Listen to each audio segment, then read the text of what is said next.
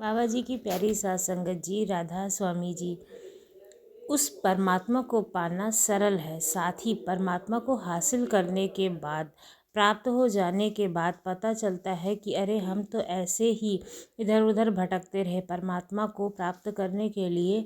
मगर यह तो बहुत ही सरल काम था और जो कुछ भी हम करते रहते हैं वह गलत करते रहते हैं और गलत करते करते थक गए हैं, गलत करते करते टूट गए हैं। अनुभवी पुरुष कहते हैं कि घर में अंधेरा था और पति पत्नी ने सोचा कि इस अंधेरे को कैसे निकालें घर से बाहर।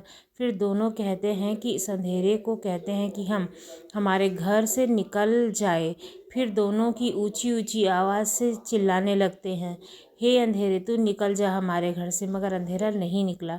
फिर पत्नी कहने लगी कि टांग लगाओ और इसको पीटो, जैसे कि यह हमारी बात नहीं मान रहा है। अगर हम इसके साथ ऐसा करेंगे तो ये ज़रूर बाहर निकल जाएगा। फिर मारते मारते हार थक गए। फिर उनकी एक छोटी सी बेटी बोली, पिताजी यह टांगों से नहीं निकलेगा, यह धुलाई से निकलेगा, धुलाई कर देते हैं। फिर क्या हुआ, झाड़ू मारने लगे और पानी डालने लगे।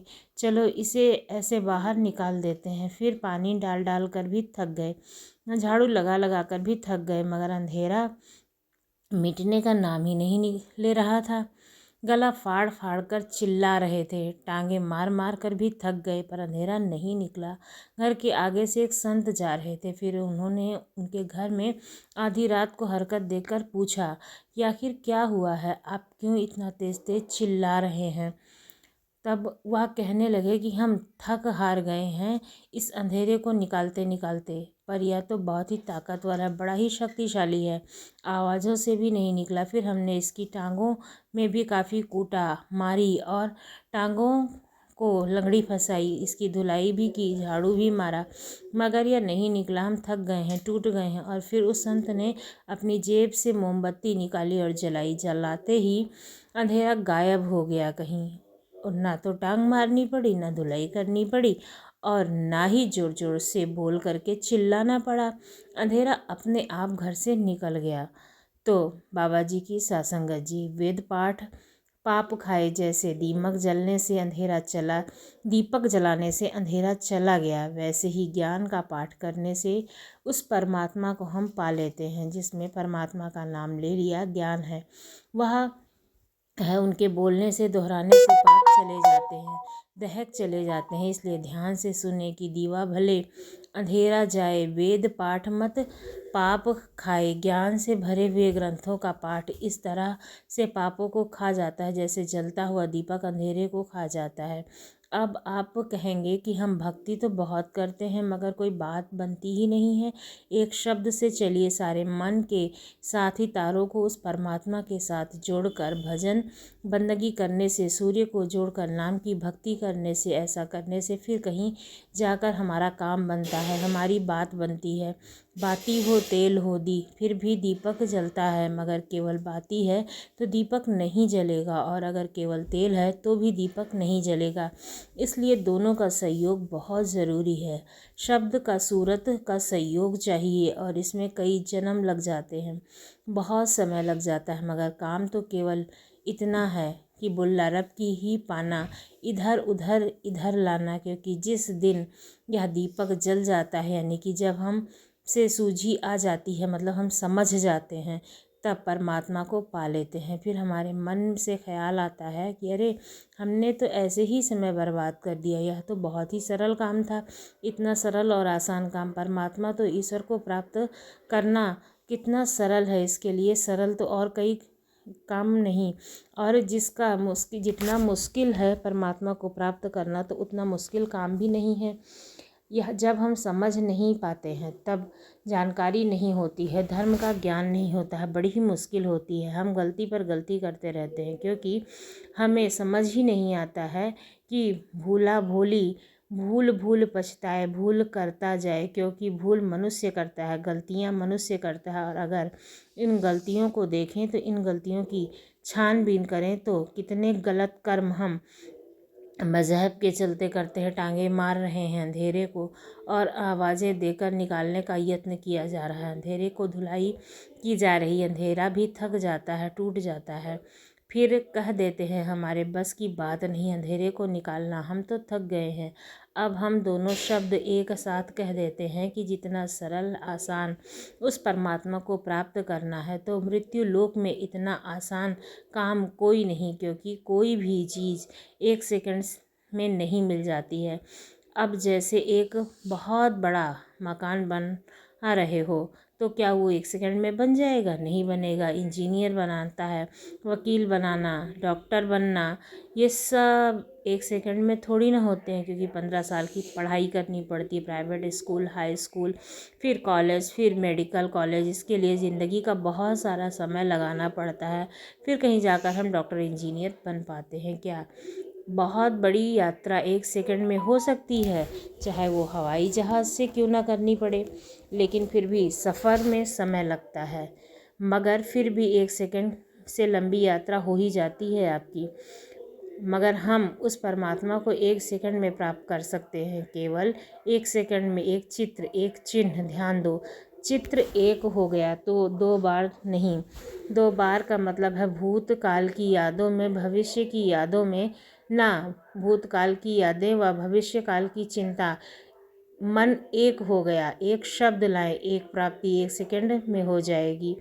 अब आप खुद ही सोचेंगे कि महाशक्तिशाली आनंद महारस जीवन का सार 1 सेकंड में प्राप्त होता है। मन समय में भटकता रहता है, काल में भटकता रहता है, पता ही नहीं कितने ही जन्मों में भटक रहा है और बिल्कुल नहीं ठहरता। ना ही भक्ति करने में टिका है, नाम का स्मरण करने में टिका है, और ना ही सत्संग में टिकता है, दुकान में टिकता है, ना ही परिवार में टिकता है। हर वक्त तो इधर उधर भागता ही रहता है, संग गुजरते समय की यादों में चला जाता है, कभी कभी आने वाले समय की चिंता करने लगता है, कभी कभी क्योंकि इंसान का माथा बता देता है, माथे से पता चल जाता है कि अब आप चिंता कर रहे हैं। भविष्य में पता चल गया, मस्तिष्क से पता चल जाता है कि आप भूतकाल की यादों में हैं। अब जाने से क्या होता है, क्योंकि भूतकाल की यादों में चला जाता है, क्योंकि बीते हुए समय में कुछ मिलता नहीं है। पर हमारा मन है जो इतना चंचल है कि हर जगह जाता रहता है, क्योंकि इस संसार में ऐसा कुछ भी नहीं है जो मिलकर ना बिछड़े। जैसे जवानी मिलती है तो चली जाती है, जीवन मिलता है वो भी चला जाता है, तो फिर बाकी क्या है जो हमेशा रहेगा। ऐसे ही धर्म कहता है कि सुख हैं चले जाएंगे, नहीं रहेंगे। अब दिन हुआ है नहीं रहेगा, रात आएगी वो भी चली जाएगी। इस जीवन में सब सुख दुख बदलते ही रहते हैं, दुख और सुख में बदले रहेंगी पूरी ज़िंदगी, दुख सुख के बदले जाएंगे पूरा जीवन। मनुष्य की चाहत है कि वह सुख दुख में बदल जाए, और मनुष्य की चाहत नहीं, और ऐसे ही रात दिन में बदल जाए। यह तो इंसान चाहता है, मगर दिन रात में ना बदले तो यह मनुष्य की मांग नहीं है। तो भाई यह कैसे हो सकता है? एक में तो मनुष्य तब्दीली चाहता है, मगर दूसरे में नहीं चाहता। मौसम में से बाहर है, फिर मौसम में फिजा है, पतझड़ की रुत है, दिन में रात है, भूतकाल की यादें और इसमें दुख सुख की यादें हैं। कुछ भी नहीं है, क्योंकि कुछ मिला था मन को भाने वाला, मन को अच्छा लगा था, तो वह याद आता है, और फिर बिछड़ गया था। चाहे कुछ भी बिछड़ा हो, स्वजन बिछड़ गए हों, मित्र बिछड़ गए हों, धन संपदा चली गई हो, मान मर्यादा इज्जत चली गई हो, प्रतिष्ठा चली गई हो, प्रतिभा चली गई हो, क्योंकि मनुष्य को कभी भी यह नहीं सोचना चाहिए कि मुझे जो कुछ भी मिला हुआ हमेशा ही मेरे पास रहेगा। नहीं रहेगा, क्योंकि जो समय में मिला हुआ उस समय ने छीन लिया, और इस चीज़ को जान जाता है तो वह इस संसार को जान जाता है। इसलिए पहला कदम है संसार को जानना, यह संसार का नियम है। इस समय में जो मिलता है उसे वापस ले लेता है, हमेशा नहीं रहने देता है, और नहीं रहता। माँ चली जाती है, उस गुजरते हुए समय में हमें कुछ मिला था, खुशी याद आती है, और फिर चला गया, खो गया। दुख भी याद आता है, यादों में क्या आता है? दिन और रात, यादों में क्या आता है? दुख और सुख। हम किसको याद करते हैं? यही तो आता है, पूरा संसार ही सुखों को याद करता है, दुखों को याद करता है। बल्कि कुछ मनोचिकित्सक तो ऐसे भी कहते हैं कि सुखों में ही दुख ज़्यादा याद आते हैं, दुश्मन मित्र से भी ज़्यादा याद आते हैं। इसका कारण यह है कि दुख चोट बहुत गहरी पहुंचाते हैं। मित्र इतनी गहरी खुशी नहीं देते हैं जितनी दुश्मन गहरी चोट पहुंचा जाते हैं। विद्वान कहते हैं कि सुख तो ऊपर है, ऊपर ऊपर यानी कि ऊपर वाला पानी, और दुख बहुत गहरा पानी है। कहते हैं कि व्यक्ति अपना हंस रहा हो और उसे केवल इतना कह दो कि ना हो तो उसका हंसना बंद हो जाता है। अगर कोई रो रहा है, रोना छोड़ के निकलता है तो कोई भी हो सकता है। मित्र का बिछड़ा, पुत्र का बिछड़ा, परिवार का बिछड़ा, धन संपदा का बिछड़ा रुलाएगा। और जैसे कोई रो रहा है उसे कह दो कि ना रो, एकदम से नहीं रुकेगा। हंस रहा है तो उसे अगर कह दो कि रुक जाओ तो वो एकदम से नहीं रुकता। मगर कोई रो रहा है, चाहे 10 आदमी उसको चुप कराएंगे, वो ना रो ना रो एकदम से बंद नहीं होता। थमते थमते आंसू थमते हैं। कोई हंसी नहीं, हंसी थोड़ी है जो कि एकदम से रोक लूँ। थोड़ा है, रोना है, वक्त लगेगा। इसलिए दुख कितने भी गहरे हों, सुख उतने ही गहरे नहीं हैं। इसलिए मित्र इतना याद नहीं आता जितना दुश्मन याद आता है, और यादों में केवल वह सुख और दुख ही आते हैं। इसलिए माँ चला जाता है गुजरे हुए समय में, जहाँ ऐसे कहे कि मन चला जाता है दुखों में सुखों में, और फिर माँ मन चला जाता है आने वाले समय में, आने वाले समय की चिंता में। जैसे कि जो अब मेरे पास है, सुख है, तो कहीं चला ना जाए, बस यही चिंता करता रहता है। जो मैं चाहता हूँ कहीं वह मुझसे मिलकर बिछड़ ना जाए, इसकी चिंता उसे हमेशा लगी रहती है। जो हमारे पास है उसके बारे में तो वो सोचता ही नहीं है। सुख दुख में इसलिए धर्म की साधना, इस मन को दुखों और सुखों में से निकालना और मन को चिंता में से निकालना, और मन इससे बाहर कैसे निकले, एक शब्द ले। और कोई तरीका नहीं है कि परमात्मा से दिल लगाने के लिए क्या कोई घंटा लगता है, 10 घंटे लगते हैं? नहीं, केवल 1 सेकंड। जैसे अंधेरे को भगाने के लिए कई साल नहीं चाहिए, वैसे 50 साल का अंधेरा भी किसी कमरे में हो तो केवल 1 सेकंड में दूर किया जा सकता है। वैसे ही कई जन्मों के पाप दुख संताप तो केवल 1 सेकंड में ख़त्म किए जा सकते हैं। इसलिए जितना आसान है परमात्मा को प्राप्त करना, उतना आसान इस दुनिया में कुछ भी नहीं है। मुल्ला साजी फरमाते हैं कि बुल्ला राम की पाना यह क्या बात है, यह कोई मुश्किल काम नहीं। ऐसे कह रहे बुल्ला रब्बा की पाना, इधर उठना उधर इधर लाना, केवल इतनी सी तो बात है। मगर हर इंसान कोशिश नहीं करता, उसे परमात्मा पर विश्वास नहीं होता है, वो विश्वास रखना भी नहीं चाहता और कहता है हमारी किस्मत में कहाँ है ईश्वर। जैसे बरगद का बीज छोटा सा होता है और उसको बरगद के पेड़ से लगाया जाता है, कहे तो तू भी एक बड़ा बरगद का पेड़ बन सकता है। और फिर भी ठिठक ठिठक कर आने से काहे मेरी किस्मत में कहाँ है मैं इतना बड़ा पेड़ बन सकता हूँ, क्योंकि एक बीज से ही इतना बड़ा पेड़ बनता है। अब जैसे किसी ने अपने बीज को बोया होगा शब्द की धरती में, तो वह बड़ा ही दस्तक बन गया होगा, छायादार बन गया होगा, फलदार बन गया होगा। अपने हाथ में रखा और सोचा कि यह बोना है, बड़ी मेहनत है, हमारी किस्मत में कहाँ इससे पाप किए हैं, इतने गुनाह किए हैं। इसलिए सात संगत जी वामनी वक्त के पूरे संत सतगुरु जी हैं, और वह हमें यही कहेंगे कि तुम अपने पापों को याद ना करके पतित पावन को याद कर। धोबी धोबी दे रहा राम राम का नाम मन, गाता सतगुर तो धोबी जैसा, तू दे दे सही अपने कपड़ा, तूने धोकर साफ करके निर्मल कर दे मन। तू कोशिश तो कर, 1 सेकंड में साफ कर देगा। सतगुरु पर विश्वास कर, तेरे सभी पाप खत्म हो जाएंगे। तू एकदम से बढ़ा, सतगुरु 100 कदम बढ़ाओ और 100 कदम बढ़ाएंगे। इसलिए कोशिश करो एक बार करके तो देखो, फिर पता चलेगा कि उसे परमात्मा को पाना कितना आसान काम है। मन के अंदर जो विचार चलते रहते हैं तो उनको कैसे निकालें, मन को खाली कैसे करें। अगर हमारा मन खाली हो जाएगा तो फिर उसमें ऐसे विचार कहाँ से डाल सकते हैं जिससे हम अपने मन की बरकत को शांत कर सकते हैं। क्योंकि जो विचार का तूफान हमारे मन में चलता रहता है तो उसे हम बहुत अच्छी तरह से रोक सकते हैं। और अगर एक बार मन की बकबक रुक जाए तो हम मन से जो चाहे करवा सकते हैं। इसलिए अगर मन की बकबक को शांत करना चाहते हो तो फिर आइए सुनते हैं ये कथा। एक गांव में एक नौजवान लड़का रहता था और उसका नाम रतन था, मगर उसे एक परेशानी थी। उसकी समस्या यह थी कि उसका मन हर समय भटकता रहता था और उसके मन में हर समय ही कोई ना कोई नकारात्मक विचार चलते ही रहते थे। उसका मन कभी शांत होता ही नहीं था। वह जब भी सोचता कि मैं करूं, मैं क्या करूं, तो वह कुछ अलग ही हो जाता। कभी वह अपने अतीत के बारे में सोचकर दुखी हो जाता कि आखिर मैंने ऐसे कौन से कर्म किए हैं, कौन सा ऐसा काम किया है जिसकी वजह से मैं इस तरह से परेशान हूँ। फिर अपने भविष्य के बारे में सोचकर दुखी होता रहता और डरता भी रहता कि कहीं भविष्य में ऐसा ना हो जाए कि हाजी कहीं वैसा ना हो जाए, कहीं मैं असफल ना हो जाऊं तो क्या होगा, अगर मुझसे कोई गलती हो गई तो लोग मेरे बारे में क्या सोचेंगे, मेरा मजाक उड़ाएंगे।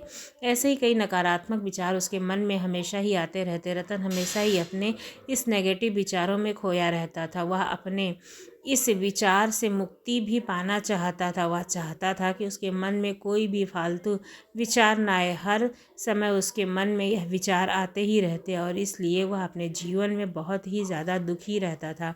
तो फिर उसको किसी ने बताया कि उसके गांव में कुछ दूरी पर एक महात्मा जी रहते। वह बहुत ही पहुँचे हुए हैं, वह तुम्हारा ही इस समस्या का हल ज़रूर निकाल देंगे। फिर यह सुनकर रतन अगले दिन सुबह सुबह उस परमात्मा के पास चला जाता है और उसके पास जाकर उन्हें प्रणाम करता है। फिर उन्हें अपनी सारी समस्या बताता है और वह महात्मा रतन की बातों को बड़े ही ध्यान से सुनते हैं। फिर रतन से कहते हैं कि तुम मुझसे क्या चाहते हो। कि यह सुनकर रतन कहता है कि हे गुरुदेव, मैं अपने मन को शांत और खाली रखना चाहता हूँ। गुरुदेव ने आपसे यह जानना चाहता हूँ कि मन खाली और शांत कैसे हो सकता है, क्योंकि मेरे मन में हमेशा कोई ना कोई विचार आता रहता है। मेरा ध्यान एक जगह टिकता ही नहीं, जिसके कारण मैं बहुत दुखी हो गया हूँ, परेशान हो गया हूँ। मेरे मन में हज़ारों निगेटिव विचार आते रहते। तो गुरुदेव आप ही मेरी समस्या का हल करें। उस महात्मा ने कहा कि किसी समस्या का हल तभी किया जा सकता है जब उस समस्या को जड़ तक पहुंचा जाए, समस्या को ठीक से समझा जाए। जान जाते हैं आगे महात्मा फरमाते हैं कि तुम किस मन को खाली करना चाहते हो, क्या तुमने उस मन को कभी थोड़ा सा बहुत भी समझा है, जाना है। यह सुनकर रतन बोला कि गुरुदेव, मैंने अपने मन को जानने की बहुत कोशिश की, मगर मैं जितना भी इसके बारे में जानने की कोशिश करता हूँ तो मेरा मन उतना ही रहस्यमयी हो जाता है। इस पर महात्मा ने रतन को एक घड़ा दिया और कहा कि जाओ इस घड़े के अंदर छोटे छोटे पत्थर भर ले कर आओ। उस लड़के को वहाँ से कहा तो लो जाने लगा। घड़े में छोटे छोटे पत्थर भरकर महात्मा के पास आया और उसे घड़े को महात्मा के पास रख दिया। फिर महात्मा ने उस लड़के से कहा कि इस घड़े को तुम अपना मन समझो और उस घड़े में भरे पत्थरों को अपने विचार समझो। अब इस घड़े में और पत्थर डालो। फिर उस लड़के ने घड़े में अब और पत्थर से भरना शुरू कर दिया। पर घड़ा तो पहले ही भरा हुआ था, इस कारण अब 2 पत्थर डालने पर ही बाकी पत्थर नीचे गिरने लगे। फिर महात्मा ने रतन से कहा कि जरा ध्यान से देखो, अब इस घड़े में पत्थर नहीं आ रहे, पत्थर नीचे गिर गए, क्योंकि इस घड़े में जितना आना था वह आ गया और अब इसमें और पत्थर नहीं आएंगे, क्योंकि अगर और पत्थर डाले गए तो फिर वह पहले वाले पत्थर को निकालना होगा। और यह सुनकर रतन बोला कि गुरुदेव, मैं आपकी बात समझ गया हूँ कि आप मुझे क्या कहना चाहते हैं, मुझे क्या समझाना चाहते हैं। हमें अपने मन की विचारों को खाली कर देना चाहिए। और फिर रतन की यह बात सुनकर परमात्मा मुस्कुराए और कहा कि पहले मेरी पूरी बात तो सुन लो और उसके बाद मन को खाली कर लेना। फिर महात्मा जी ने रतन से कहा कि हमारा मन एक घड़े से बिल्कुल उलट है, क्योंकि यह घड़ा तो तुम पत्थरों से भर सकते हो, मगर मन को विचारों से नहीं भर सकते हो, क्योंकि मन तो हमेशा खाली रहता है। फिर भी यह सुनकर रतन ने कहा कि गुरुदेव, मुझे आपकी बातें समझ नहीं आ रही, क्योंकि मन खाली है, फिर हम उसे खाली क्यों करना चाहते हैं, फिर मन को खाली करने की ज़रूरत ही क्या है। महात्मा जी ने रतन से कहा कि इस घड़े में एक एक करके पत्थर को बाहर निकालो। और फिर रतन ने वैसा ही किया जैसे महात्मा जी ने कहा था। वह घड़े में से एक एक करके पूरे पत्थरों को बाहर निकालता रहा। फिर घड़ा खाली हो गया। महात्मा ने उससे कहा कि देखो, जब तुमने एक एक करके पत्थरों को बाहर निकाला तो यह घड़ा खाली हो गया। अब तुम इसमें कोई भी पत्थर डाल सकते हो या फिर उन्हीं पत्थरों को दोबारा डाल सकते हो। फिर रतन बोला कि गुरुदेव, मैं तो यही कह रहा हूँ कि मुझे अपने मन को खाली करना है, और एक पत्थर है, इसको तो आसानी से निकाला जा सकता है, घड़े को खाली किया जा सकता है, मगर हे गुरुदेव, मैं अपने मन को खाली कैसे करूं? महात्मा ने कहा कि यस, इस घड़े में एक पत्थर डालो और दो पत्थर निकालो। फिर यह सुनकर रतन ने कहा, गुरुदेव, यह कैसे हो सकता है? क्योंकि अगर इस घड़े में एक पत्थर है तो एक ही पत्थर निकलेगा, दो कैसे निकाल सकते हैं? एक महात्मा बोले कि ऐसा नहीं हो सकता, मगर ऐसा ही करो कि इस घड़े में से दो पत्थर डालो और चार निकालो। फिर रतन बोला, महाराज, ऐसा कैसे हो सकता है? क्योंकि यह कोई चमत्कारिक घड़ा तो है नहीं, एक डालेंगे और चार निकालेंगे। फिर महात्मा जी बोले, यह घड़ा तो चमत्कारिक नहीं है, मगर तुम्हारा मन तो चमत्कारिक है। इसमें से अगर तुम एक विचार बाहर निकालते हो तो उसके साथ दो विचार आते हैं, और फिर जब तुम उन दो विचारों को पकड़ते हो तो उनके साथ चार विचार निकल जाते हैं, और फिर करते विचारों की एक लंबी श्रृंखला बन जाती है, और फिर तुम कहीं नहीं रुकते, एक के बाद एक विचारों को पकड़ते जाते हो। यह मिट्टी का घड़ा तो पत्थरों से भर जाएगा, मगर तुम्हारा मन कभी नहीं भरेगा, वह हमेशा खाली ही रहेगा। लेकिन वह खाली नहीं करना है, यह इस मन की माया है और सब कुछ है, मगर फिर भी कुछ नहीं। फिर रतन ने कहा कि गुरुदेव, मुझे आपकी बात समझ में आ रही है, लेकिन क्या मैं हमेशा अपने विचारों के जाल में ही फंसा रहूँगा?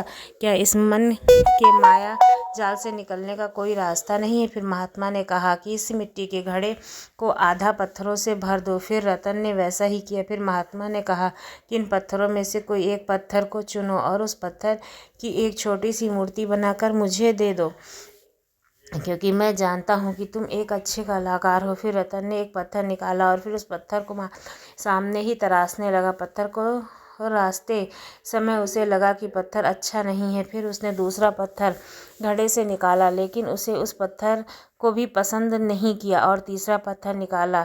तीसरा पत्थर भी उसे पसंद नहीं आया, उसका रंग अच्छा नहीं था। और ऐसा करते करते रतन ने सभी पत्थरों को बाहर निकाल दिया, और रतन को ऐसा करते हुए देखकर महात्मा बड़े ही ध्यान से देख रहे थे। फिर महात्मा ने उससे कहा कि तुमने सबसे पहले पत्थर निकाला और उस पत्थर को यह समझकर तराशा दो कि इस पत्थर के बाद तुम्हारे पास कोई पत्थर नहीं, केवल यही पत्थर है तुम्हारे पास। फिर रतन ने वैसा ही किया, उसी एक पत्थर को लेकर तराशना शुरू कर दिया, और फिर उसने उस पत्थर से एक बहुत ही सुंदर मूर्ति बनाई और उसे महात्मा को पकड़ा दी। फिर महात्मा ने कहा, गुरुदेव, इस पत्थर से इतनी सुंदर मूर्ति बन सकती थी, मैं तो ये सोच ही नहीं सकता था। फिर रतन की बात सुनकर महात्मा बोले, जब तुम्हारे पास दूसरा और कोई विकल्प नहीं होता है तो हम उस विकल्प में ही संपूर्ण ऊर्जा लगा देते हैं और उसी को सबसे बेहतर बना देते हैं। और जब हमारे पास कई सारे विकल्प होते हैं तो हम पत्थर चुनते ही नहीं हैं और मूर्ति बनती ही नहीं है, और हमारा मन भी एक विचार के पीछे हजारों विकल्प खोज कर रखे हुए है और एक मुख्य विचार को छोड़कर उन हजारों फालतू के विचारों में उलझा रहता है। फिर रतन बोला कि गुरुदेव, मुझे आपकी बातें बहुत अच्छे से समझ में आ गई हैं, मगर अब मुझे क्या करना चाहिए? कृपया करके मुझे बताएं, मेरा मार्गदर्शन करें। फिर महात्मा बोले कि मन को खाली करना, साफ करना एक दो दिन का काम नहीं, बहुत लंबी प्रक्रिया है, और क्या तुम इसके लिए तैयार हो? फिर रतन बोला, हाँ गुरुदेव, मैं तैयार हूँ। महात्मा बोले, मन को खाली और नकारात्मक विचारों से दूर रखने के 6 तरीके हैं। पहला तरीका कि लोगों का साथ छोड़ देना चाहिए जो तुम्हें कमज़ोर और पिछड़ा हुआ बताते हैं, लक्ष्यहीन महसूस कराते हैं, क्योंकि अवसर की हमारे पास ऐसे लोग होते हैं जो हमारे पद और दौलत के ऊपर होते हैं, और इस पद और धन के घमंड में वह अपने से नीचे लोगों को कुछ नहीं समझते। इसलिए ऐसे लोगों से दूर रहना चाहिए, क्योंकि ऐसे लोग अपने से छोटे लोगों को हमेशा ही यही महसूस कराते हैं कि आप कितने छोटे और कितने खराब हैं, तुम कुछ हासिल नहीं कर पाते। इसके अलावा कई बार हमारे मित्र और घर के सदस्य भी ऐसे होते हैं जो कि हमें छोटा महसूस कराते हैं, हमें नीचा दिखाने की कोशिश करते हैं, लोगों के सामने हमारा मजाक उड़ाते हैं। तो ऐसे लोगों से दूर रहना चाहिए। ऐसे लोगों के कारण तुम्हारे अंदर खुद की काबिलियत पर शक होना शुरू हो जाएगा और तुम्हारा अंतर मन खुद के प्रति नकारात्मक भावनाएं पैदा करता रहेगा, और नकारात्मक विचार तुम्हारे मानसिक मानसिक तनाव और चिंता की ओर तुम्हें ले जाएंगे। महात्मा ने दूसरा तरीका बताया कि तुम बहुत ही कम और चुनिंदा लोगों को अपना मित्र बनाओ, जिससे तुम कुछ सीख सकते हो, जिनकी तुम इज्जत कर सकते हो और तुम्हारी भावनाओं को वो समझ सकते हैं, जिनकी सोच तुमसे मेल खाती हो, तुम्हें जीवन में आगे बढ़ाने का तुम्हारी सहायता करें, क्योंकि कहा जाता है कि जैसी संगत वैसी रंगत। फिर महात्मा ने तीसरा तरीका बताया कि तुम कभी भी अपना अतीत नहीं बदल सकते हो, मगर तुम अपना भविष्य ज़रूर बदल सकते हो। इसलिए तुम्हें पूरी तरह से वर्तमान में रहते हुए उन चीज़ों पर, कामों का ध्यान देना चाहिए जो कि तुम्हारे नियंत्रण में हैं, जिन्हें तुम आज और अब भी कर सकते हो।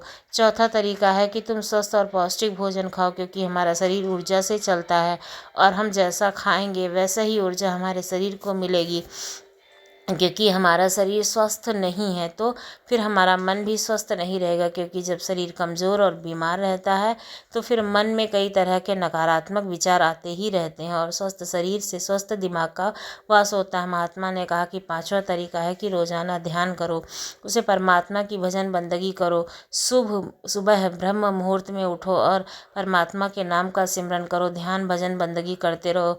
सबसे अच्छा समय सुबह का है, और फिर रात से सोने से पहले समय बहुत अच्छा होता है। लेकिन अगर तुम्हें ध्यान में गहराई में उतरना है तो फिर सबसे अच्छा समय रात का ही होता है। और रात में सोने से पहले ध्यान करने से नींद में भी सुधार होता है और बहुत गहरी नींद आती है।